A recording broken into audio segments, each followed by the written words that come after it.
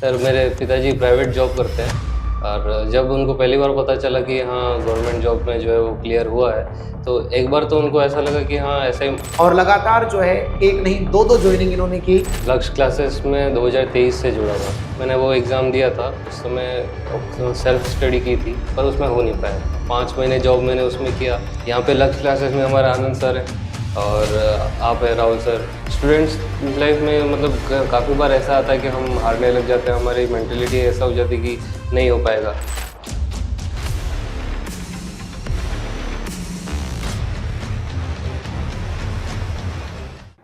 नमस्कार प्यारे विद्यार्थियों, लक्ष्य क्लासेज में आप सभी का स्वागत करता हूं। प्यारे विद्यार्थियों, आज मैं एक मेरे बहुत ही खास विद्यार्थी से आपको मिलवाने वाला हूं जिन्होंने हाल ही में एक नहीं दो सरकारी नौकरी के अंदर ज्वाइनिंग ली।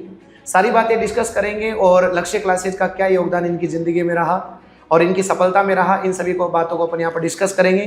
क्या इनका संघर्ष रहा, कहाँ से ये और किस तरीके से इन्होंने तैयारी की और लगातार जो है एक नहीं दो ज्वाइनिंग इन्होंने की और अभी इनकी कहाँ पर पोस्टिंग है, कहाँ ट्रेनिंग चल रही है, सारी बातें अपन चर्चा करेंगे।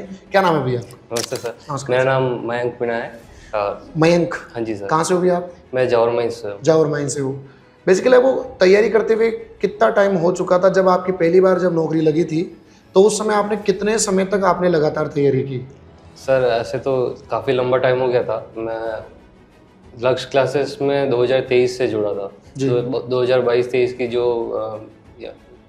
टाइम जो चल रहा था उस टाइम से मैंने लक्ष्य में ज्वाइन किया था और तब से जो है मैं लक्ष्य क्लासेस की जो क्लासेस है वो चाहे वो ऑफलाइन जब जुड़ा था या उसके बाद में जब यूट्यूब पे था तब उनसे मैं मतलब काफ़ी फॉलो करता आ रहा हूँ तब से ही। ठीक है, तो आपने पहला एग्ज़ाम कौन सा दिया अपनी ज़िंदगी का जिसमें आपने जो है असफलता देखी या नहीं देखी, या पहला एग्ज़ाम आपने क्वालिफाई कर लिया? सर जब मैं ग्रेजुएशन कर रहा था उस टाइम एलडीसी की वैकेंसी आई थी तो उस समय मैंने वो एग्ज़ाम दिया था। उस समय ग्रेजुएशन के चलते साथ ही मैंने सेल्फ स्टडी की थी पर उसमें हो नहीं पाया था।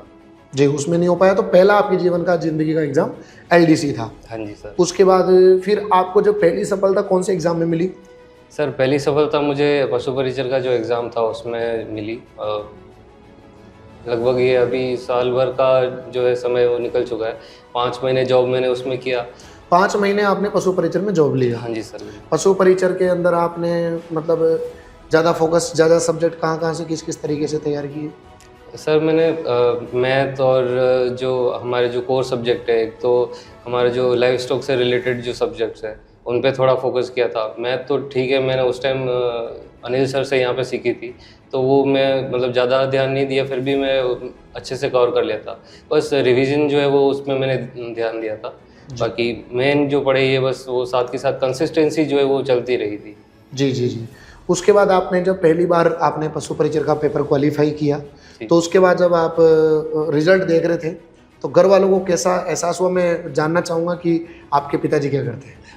सर मेरे पिताजी प्राइवेट जॉब करते हैं और जब उनको पहली बार पता चला कि हाँ गवर्नमेंट जॉब में जो है वो क्लियर हुआ है तो एक बार तो उनको ऐसा लगा कि हाँ ऐसे वैसे मतलब हुआ कि नहीं हुआ, वो ऐसा वापस पूछ रहे थे। अचंभा हुआ था कि उनको कि मतलब कैसे रिएक्ट करें। जी।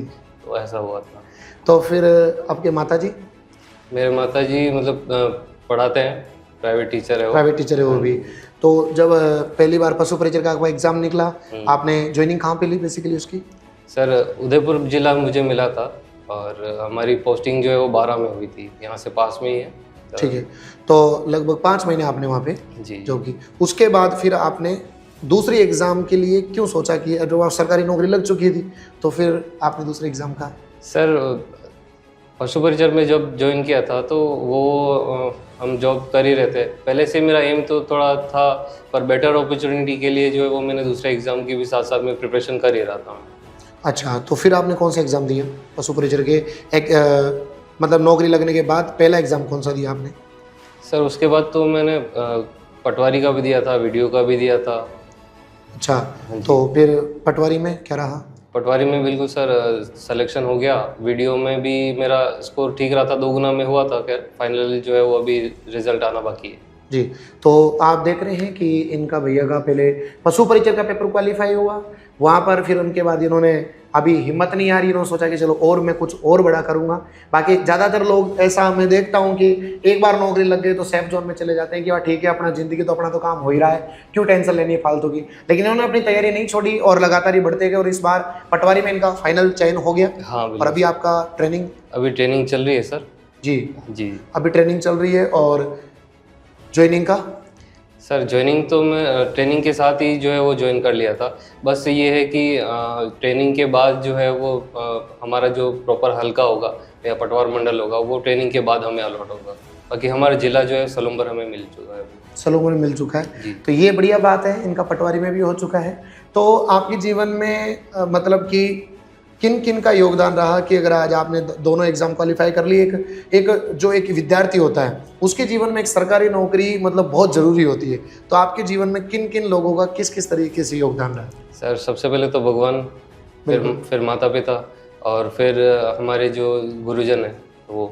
यहाँ पे लक्ष्य क्लासेस में हमारा आनंद सर है और आप है राहुल सर, आप सबका बहुत ही अच्छा योगदान रहा है इस सफ़र में।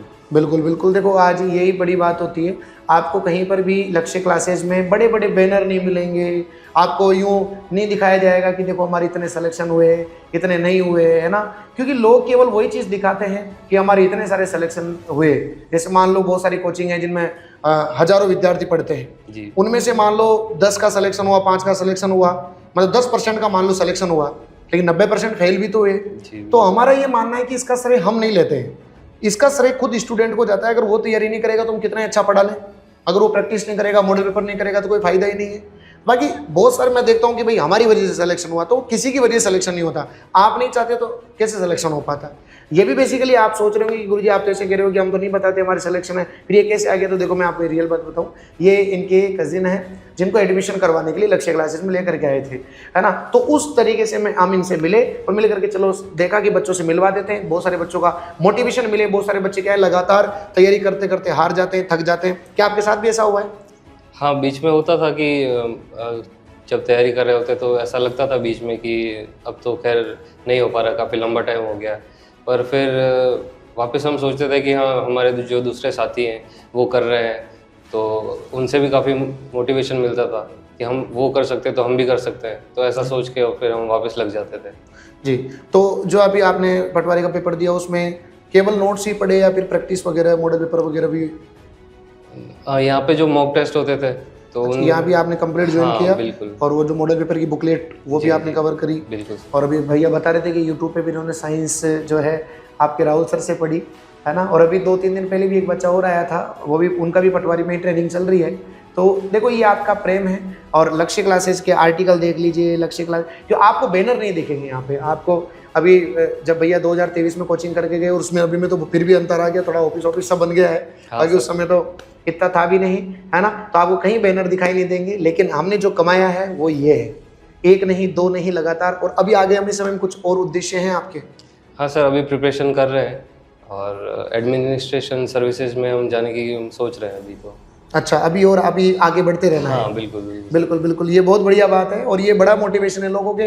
पेपर क्वालिफाई नहीं होते तो एक बार में हिम्मत हार जाते, तो आज में हिम्मत नहीं हारना है ना, लगातार जारी रखना इस तैयारी को। आज नहीं तो कल, कल नहीं तो परसों, परसों नहीं तो तरसों। और एक बच्चों भैया की सबसे बड़ी मुझे अच्छी बात लगी, और वो आपको हर जो नौकरी लगेगा ना उस बच्चे में देखने को मिलेगी, वो है सिंसियरिटी। जितना व्यक्ति ऊंचा जाता जाएगा उसके अंदर उसमें उतना ही झुकाव आता जाएगा, उतनी ही उसमें सिंसियरिटी आती जाएगी।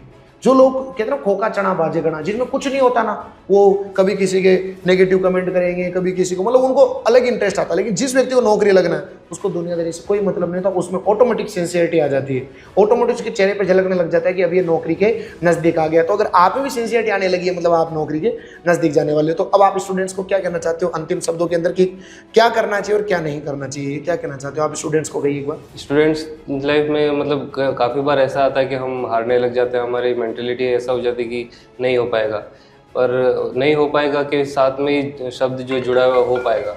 तो बस हमें कंसिस्टेंसी रखनी है और कंसिस्टेंसी के साथ में हमें अपनी तैयारी जारी रखनी है, बस हो जाएगा। बिल्कुल। तो सबसे बड़ी बात है इन्होंने कि चीज़ों को लगातार करिए, हर दिन करिए, तो ऑटोमेटिक सिलेक्शन आपका नज़दीक हो जाएगा। तो बहुत बहुत धन्यवाद, आप लक्ष्य क्लासेज के पार्ट रहे। गॉड ब्लेस यू, खूब तैयारी। Thank you sir. Thank you so much.